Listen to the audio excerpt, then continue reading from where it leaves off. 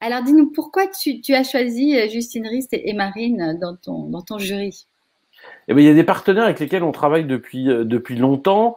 Il y a BNP Paribas avec lesquels on travaille depuis près de 10 ans. Et puis, depuis 3 ans, on travaille de manière très proche avec YouTube Creators for Change. Et cette année, en plus, avec YouTube, Elles font YouTube, qui est cette merveilleuse initiative dont va parler Justine, mais que nous, on suivait depuis longtemps et qui est particulièrement intéressante, qui est née en France. Mais je la laisse la présenter. Et voilà, cette aventure main dans la main avec YouTube, dont on était d'une part extrêmement fiers parce que c'est un acteur extrêmement important sur la création de la part de jeunes créateurs et créatrices qui ont été découverts par YouTube et qui continuent d'aller auprès d'une audience. Donc pour nous, c'était un élément extrêmement important et tous les ans, on a l'habitude d'avoir des youtubeuses et des youtubeurs qui font partie du jury. Et cette année, en plus, on a le plaisir et l'honneur d'avoir Justine dans le jury. Ravie d'être avec Marine et Bruno. Beaucoup d'émotions parce qu'en fait, avec Bruno, on se connaît depuis au moins 16 ans. Je me rappelle la première édition du Mobile Film Festival.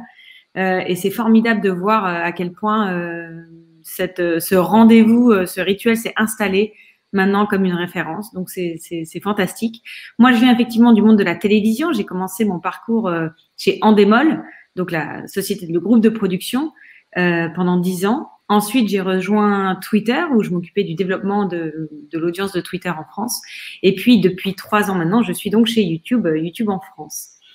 Alors, pourquoi est-ce que j'ai choisi de rejoindre YouTube et puis on est là aujourd'hui et je suis là aujourd'hui parce que plus que jamais, en fait, il y a deux sujets, à la fois la liberté, liberté de ton, liberté d'expression, et puis ce sujet de faire émerger toutes les voix, en particulier les voix des femmes, qui est plus que jamais au cœur de toutes nos problématiques. Chez YouTube en France, on travaille très étroitement avec ce qu'on appelle les créateurs, donc c'est au sens très large les talents créatifs, les YouTubeurs et puis les institutions, les diffuseurs, etc. Mais on s'est aperçu que ce plafond de verre dont tu évoquais, Florence, dans ton introduction, la constance en réalité, est aussi vrai sur YouTube. Et donc, on s'est dit, il faut qu'on fasse quelque chose, il faut qu'on se mobilise. Comment faire ça et c'est de par ces réflexions qu'on a créé il y a 4 ans ce programme Elles font YouTube, qui est en fait un programme d'accompagnement des talents au féminin par des logiques de formation, d'événements, de résidence de création. Et on est très fiers parce que ce programme, donc ça fait 4 ans qu'il existe. Il a formé 1200 créatrices depuis. Et puis, comme disait Bruno, il fait des petits, c'est-à-dire qu'on est en train de le voir s'exploiter, s'exporter en Russie, en Allemagne, en Italie. Et nos comparses de ces différents marchés reproduisent cette initiative. Donc, elles font YouTube d'accompagner les talents féminins. Et en fait, notre premier constat, c'était que en fait, on a surtout 2 enjeux. À la fois la parité. Les femmes sont présentes sur YouTube, mais plus on monte dans les chaînes qui ont le plus d'abonnés, plus elles sont rares.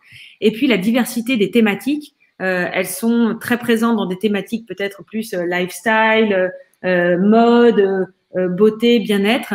Mais on voulait vraiment les encourager, les accompagner pour être présentes sur d'autres thématiques comme, je sais pas, la vulgarisation, des thématiques de société.